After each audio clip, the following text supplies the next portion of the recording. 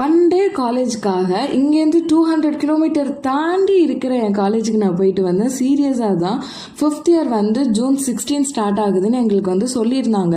But சடனாக ரொம்ப ரீசெண்டாக June 11, 12 அப்படி தான் இருக்கும். சடனாக ஒரு மெசேஜ் காலேஜ்லேருந்து வருது, July 2 தான் காலேஜ், பட் June 16 மட்டும் வந்துட்டு இதுவரையும் பண்ண இன்டர்ன்ஷிப் ரிப்போர்ட்டை சப்மிட் பண்ணிவிட்டு அதை ப்ரெசென்ட் பண்ணிவிட்டு நெக்ஸ்ட் 2 வீக்ஸுக்கான இன்டர்ன்ஷிப்க்கு ஓடி அப்ளை பண்ணிட்டு போகணும்னு சொன்னாங்க. கேட்க கொஞ்சம் பைத்தியக்காரத்தான மாதிரி தான் இருக்கு. எங்களுக்கும் அப்படிதான் இருந்தது, என்னடா இது போய் பித்தலாட்ட ஃப்ராடா இருக்கே அப்படின்னு சொல்லிட்டு. பட் இருந்தாலும் காலேஜ்லேருந்து இன்ஃபர்மேஷன் வந்துருச்சுங்கிறதுக்காக போய் பண்ணி தானே ஆகணும்னு சொல்லிட்டு போய் சமத்து பிள்ளையா அந்த வேலையெல்லாம் முடிச்சுட்டோம் நாங்கள்.